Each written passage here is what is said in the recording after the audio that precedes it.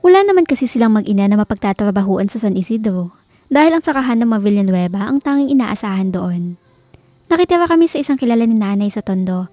Nag-apply ako ng scholarship sa UP at sinuwerteng natanggap. Naging kaklase kita. Tinignan siya ni Chris na nakangiwi, tila sawang-sawa na sa pakikinig ng mga kwento niya. Ilang beses na din kasi niya naikwento ang mga bagay na iyon. Simula pa na maging best friend sila nito noong college. Mahirap ang naging buhay namin ni nanay sa kaibigan niyang yon. Patuloy niyang muli. Mahirap pakisamahan ng mga tao doon. Siguro ay dahil na din sa kahirapan. Mabuti na lang at natanggap akong crew sa fast food store. Nakatulong ang malit na sahod ko para makahanap kami ng marerentahang kwarto. Yun nga lang, kailangan ko magtiis sa puyat at pagod. Kayod sa gabi, aral sa umaga. Sinuwerte naman si nanay na matanggap na yaya. May hapting kumuhit sa puso niya nang maalala ang nanay niya na napakadami ding pangarap na binuo para sa kanya. Namatay ito sa sakit sa bato ng kasalukuyan na siyang nagtatrabaho sa isang kumpanya bilang accounting and distributing clerk. Hindi doon huminto ang kanyang mga pangarap. Nag-apply siya sa iba't ibang kumpanya hanggang sa maging assistant manager siya sa isang commercial bank. Hanggang sa matanggap nga siyang manager sa Global Reach Advertising. I remember what Banjo used to tell me. Lahat ng imposible ay pwedeng gawing posible. Napangiti siya nang maalala ang kasama niya na si Banjo sa treehouse kung saan sila humubog ng mga pangarap. Naipagpatuloy ko ang pag-aaral ng high school because of his help. Tuwing katapusan ng buwan kong pumunta ng palihim sa bahay nila si Nana Nursing upang iabot ang perang pantusto sa pag-aaral niya sa San Isidro High School. Isa iyong pampublikong paaralan kaya libre ang tuition. Kaya lang, masyado silang mahirap noon sa buhay para ma-afford maski ang miscellaneous fees. Sa pagkain nga ay kulang pa ang kinikita ng nanay niya sa pakikisaka sa lupain ng mga Villanueva. Kapag walang trabaho ay wala din itong kita. Totoong malaki ang naitulong ni Banjo sa kanya. Nahihiyaman ay hindi na niya natanggihan ng tulong nito. Ni hindi nito sinasabi sa kanya kung saan ito kinukuha ang perang ibinibigay nito sa kanya noon. Ayaw naman din niya magsalita si Nana Nursing tungkol doon. Basta tanggapin na lamang daw niya iyon. Magkano kaya ang nakupit ni Banjo sa mama niya para lang ipantusto sa high school education mo? Nakatawang biro ni Chris pagkaraan ilang sandali. Hindi marunong kumupit ng pera si Banjo. Pagtatanggol niya sa kanyang kababata, sabay ingos. Saan naman siya kumuha ng pera sa loob ng 2 taon, aber? Nakapamewang nitong tanong. Ni minsan na hindi niya sinabi sa akin kung saan.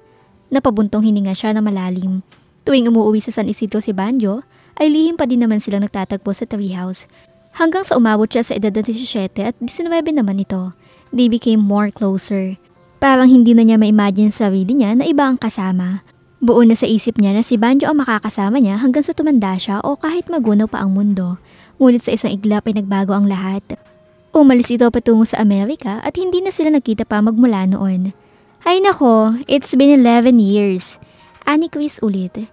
Matagal kayong hindi nakita ni Banjo pero may pagkakataon pa naman para dugtungan ninyo ang nakaraan. I think you are really meant for each other kaya pinagtagpo ulit kayo ng pagkakataon. Now is the right time. Maybe he still loves you. Pakiramdam niya ay nagkaroon ng malaking bikig sa lalamunan niya na muli magsalita. Is getting married in 2 months' time. Parang wala sa sarili si Rina nang pumasok sa opisina kinabukasan. Hindi niya alam kung ano oras na siya nakatulog nang nagdaang gabi sa kaiisip kay Banjo. Ang naaalala lamang niya ay madaling araw nang makaramdam siya ng antok habang nagbabasa ng tambak na memo sa kanyang opisina. Damn! Nasabi niya nang hindi pa din nawaglit sa isip niya ang binata kahit na anong pilit niyang kalimutan nito. Tinigilan niya ang ginagawa at napatutop sa noo. Please lang Rina. Kausap niya ang sarili. Stop thinking na may future pa kayo ni Banjo. Ikakasal na siya at matagal ka na niyang nakalimutan. You're just hurting yourself more. Subalit hindi pa din ito mabura-bura sa isip niya. She needed to see him para gumanda ang araw niya at makapagtrabaho siya ng maayos. Bahala na? Ani niya at mabilis na lumabas ng opisina. Tuloy-tuloy siyang sumakay ng elevator at tinungo ang executive offices. Hindi siya napansin ng sekretarya ni Banjo kaya nagtuloy-tuloy na siya sa opisina nito. Ngunit pagdating sa harapan ng pinto ay bigla siyang natigilan. Anong sasabihin ko sa kanya? Na gusto ko lamang siya makita kaya ako napasugod na wala sa oras? Na hindi siya makakapagtrabaho na maayos hanggat hindi niya ito nakikita? No. Ani niya sa isip na muling natutop ang noo. Hindi ko kayang gawin ang kababawang ito. Sa naisip ay mabilis siyang pumihit paalis at tabangga niya ang isang bulto. Napaawang ang mga labi ni Rina na makita si Banjo. Kinabahan siya sa naisip na baka kanina pa ito nasa likuran niya at pinapanood siya habang nagdadalawang isip kung tutuloy sa opisina nito o hindi. Miss Mendoza, pulalas nito. Yes, are you in need of something? Pilit nitong hinuhuli ang mailap niya mata. Ha? Hindi niya alam kung ano ang sasagot. Just need your signature for some documents. Bigla niyang nasabi. And where are those documents? Nakatingin na ito sa kanyang mga kamay na wala namang ibang bitbit kundi sign pen. Oh, kunwari ay napatampal siya sa noo. I think I forgot to bring them. Nag-iinit ang kanyang mukha kaya alam niyang nagbablush siya sa pagkakasabi niyon. Are you okay? Hindi niya alam kung natatawa ito o naiinis sa katangahan niyang iyon. Ngunit may nasisilip siyang nagbabadyang ngiti sa mga labi nito. I think I'm not. Bigla naman niyang nasabi. Sorry. Pagkasabi niyon ay nagmamadali na siyang lumayo dito. Hey! Maya-maya ay pigil nito. Otomatiko siyang napaharap dito. What? Nailaglag mo. Anito na hawak-hawak ang sign pen niyang nabitawan niya marahil sa katarantahan. Oh yes, my pen. Mabilis niyang hinablot ito mula rito. Thanks. I think you are not really okay, Miss Mendoza. Anito na seryoso nakatitig sa mga mukha niya. Problems? Ikaw ang problema ko. Sa loob-loob niya, I couldn't forget you. Ikaw pa lang ang lalaki na nakakasiwa ng concentration ko sa trabaho. Kung pwede lang, lumayas ka na sa kumpanyang ito. Tahimik niyang pinagalitan ng sarili. Ano ang karapatan niyang palayasin sa kumpanyang pinagtatrabahuan ng presidente at may-ari niyon? Pwede siyang umalis kung gugustuhin lang niya. Ang kaso lang ay hindi niya magawang isacrifice ang magandang oportunidad na iyon na minsan lang dumating sa buhay ng isang tao. Hindi lahat ng tao ay nagkakaroon ng pagkakataong makapagtrabaho sa isa sa mga prestigious companies na katulad ng Global Reach Advertising. Isang napakalaking swerte na ang dumating sa kanya para pakawalan pa niya. Idadagdag pang parang hindi na niya magawang iwanan ang lalaking matagal na niyang pinananibikan na muling makita. God, what shall I do? Tahimik niyang usal habang nakatitig sa mukha ni Banjo. Why can I just forget this man? Well, anito na mapansin marahil ang pagkakatulala niya. Good day. Ani niya at tinalikuran na ito. Gustuhin man niyang lumingon dito ay pinipigilan na niya ang sarili. Pakiwari niya ay hinahabol siya nito ng tingin. Para wala pa rin siya sa sarili na makabalik sa kanyang opisina. Muntik na siyang mapasigaw na may marat na lalaki na nakaupo sa visitor's chair sa harapan ng kanyang desk. Hi Rina! Nakangiting bati ng lalaki, nakapante sa pagkakaupo sa harapan ng kanyang mesa. Parang gusto niyang tawagin at pagalitan si Charlene sa pagpapatuloy ng tao sa kanyang opisina habang wala siya. Ngunit marahil ay may dahilan naman ang sekretarya niya para gawin iyon. Tila pamilyar na sa kanyang lalaki nang pagmasdan niya ito. May ilang sandali niyang kinurap-kurap ang kanyang mata habang pilit na inaalala kung saan niya nakita ang mukhang iyon. Napalunok siya nang sa wakas ay maalala niya kung saan niya ito unang nakita. Sa Hacienda Villanueva, sa ibaba ng treehouse. Si Fred ang pinsan ni Banjo. Fred! Mahina niyang sabi. I mean sir. You are good at remembering faces. Tila nasiyang saad nito. Yes, I am Frederick Chavez, your ex-boyfriend's first cousin. Nakita kita kahapon sa meeting. At na-confirm kong ikaw ang kilala kong Rina nang masilip ko ang pangalan mo sa Badger's list of names. So, small world ha? Dito pala tayo magkikitang muli. Ngumisi ito habang hinahagod siya ng tingin mula ulo hanggang paa. May naaaninag siyang paghanga sa mga mata nito. Hindi lang marahil niya ito napagtuunan ng pansin kahapon sa meeting dahil nakatuon ang atensyon niya kay Banjo. Siguro ay dahil hindi na siya ang dating Rina na mukhang pobre at inosente. Alam niyang malaki din ang pinagbago niya simula nang tumuntong siya sa Maynila.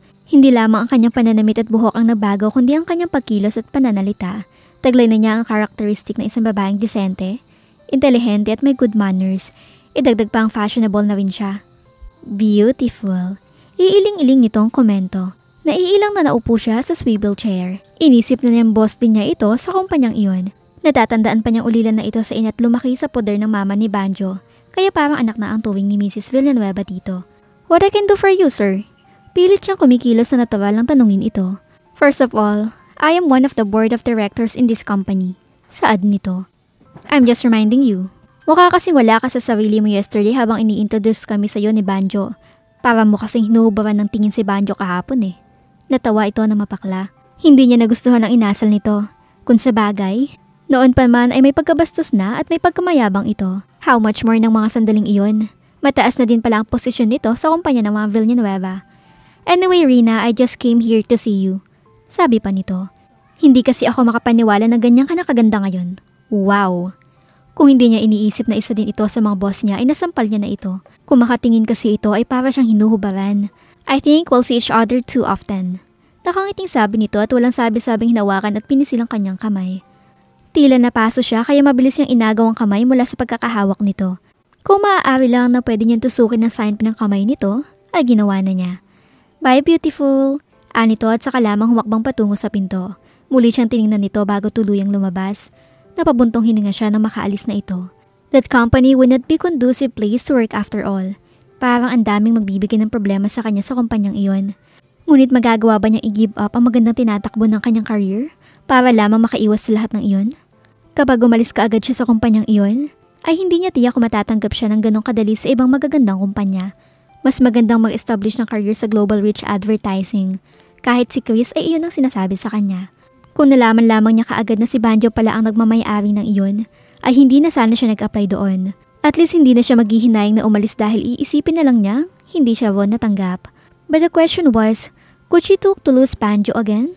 Nagmamadali si Rina sa pagliligpit ng mga gamit niya ng mga hapong iyon dahil tiyak niyang makikipag-agawan na naman siya sa pagsakay ng taxi. Malakas ang ulan sa labas at tiyak niyang mahirap sumakay. Ngunit loaded din ang mga elevators kapag ganoong hapon at hindi na siya makahabol sa huling elevator na sumara. Sa itaas na building naman, matagal pa siya maghihintay bago siya muling madaanan ng mga elevator. Kumislap ang mga mata niya na mapasulyap sa executive elevator. Presidente, AVPs at board members lamang ang gumagamit ng mga elevator na iyon. Ngunit sa kauna-unahang pagkakataon, ay sisirain niya ang batas na iyon dahil wala namang gumagamit ng naturang elevator. Katuwiran niya ay manager naman ang posisyon niya sa kumpanyang iyon at ayon sa orientation niya noon ay maaari siyang gumamit ng executive elevator. Kung alam naman niyang wala namang gaanong gumagamit niyon, mabilis niyang pinindot ang open button. Hindi nagtagal ay bumukas sa harapan niya ang executive elevator. Balak na sana niyang sumakay na makita niyang lulan niyon ni Banjo. Kagat ang ibabang labi na umatras siya na hiyang-hiya dito. Siguro ay naisip nito na ang kapal ng mukha niya para gumamit ng executive elevator. Sumara ng elevator na iyon pagkaraan. Sinasarmonan niya ang sarili niyang patungo na siya sa harapan ng ibang elevator. Nagulat na lamang siya na may tumawag sa pangalan niya. Banjo, sir. Walang kakurap-kurap ang mga matang sabi niya nang makita ito sa pagharap niya. Nakatayo ito sa harapan na nakabukas na executive elevator at mukhang hinihintay na sumakay siya. Ako lang naman na mag-isang nakasakay dito. Formal niyang sabi. Pwede kang sumabay sa akin. Ha? Hindi na naman niya malaman kung ano ang sasabihin. Come on, pilit nito. Okay. Aniya at tahimik siyang sumakay sa elevator. Pinauna pa siya ni Banjo sa pagpasok. Katahimikan ng unang namayani ng sumarang elevator. Nahihiya siya magbukas ng usapan at marahil ay ayaw naman ito makipag-usap sa kanya. Sadya ng magandang loob lang ito dahil alam nitong punuan ng ibang elevator ng mga sandaling iyon. Sana ay mag-brand out. Bilang sigaw ng isip niya na sinusumpong na naman ng kapilihan. Sana ay masira ang elevator at ma-stranded kami dito. Sana ay dito na lamang kami forever. Rina, sermon na isang bahagi ng utak niya. Tigilan mo na ang mga pantasya mo. Banjo is your boss and he's getting married.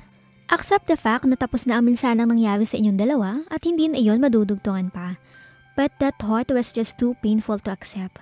Malinaw na malinaw pa din sa isip niya ang mga sinumpaan nila ni Banjo sa treehouse. Where do you live? Biglang tanong nito. Napakislot siya sa tanong nitong iyon. In an apartment. Wala sa loob na sagot niya. Where? In San Juan. Sagot niya. Where in San Juan? Sinabi niya ang eksaktong address ng apartment na inuupahan niya. Do you have a car? Pagkakuan ay muling tanong. Wala.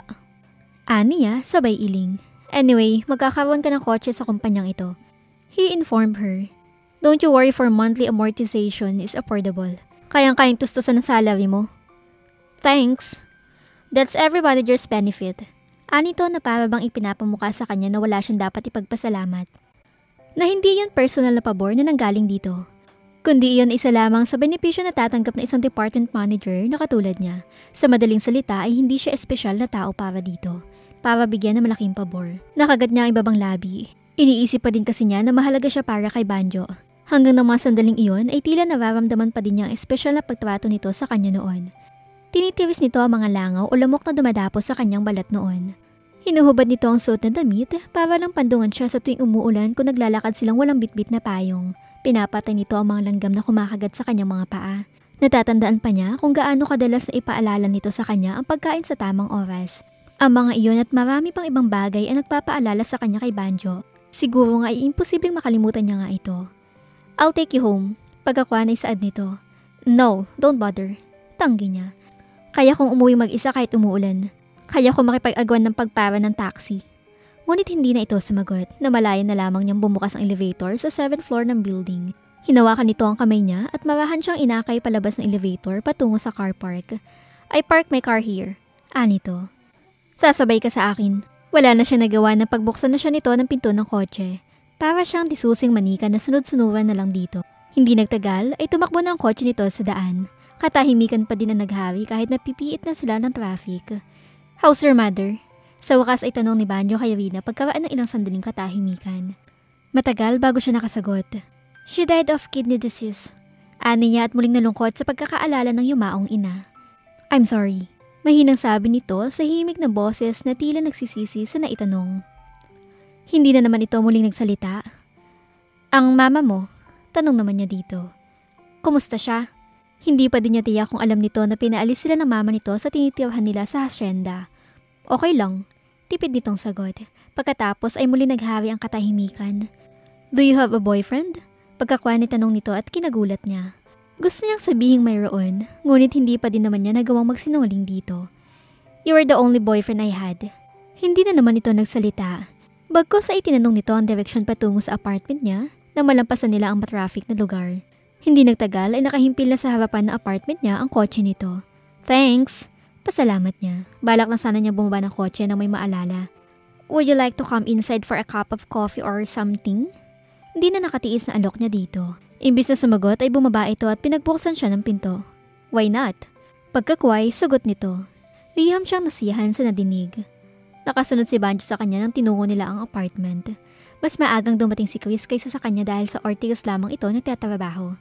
Kaya marahil ay nawawaon na ito ng mga sandaling iyon. At ito nga ang nagbukas ng pinto sa kanila. Boyfriend mo? Nanlaki ang mga mata at butas ng ilong na tanong ni Chris pagbukas ng pinto at makita si Banjo. Pinanlakihan niya ito ng mga mata. Hindi. He's Mr. Banjo Villanueva, my boss.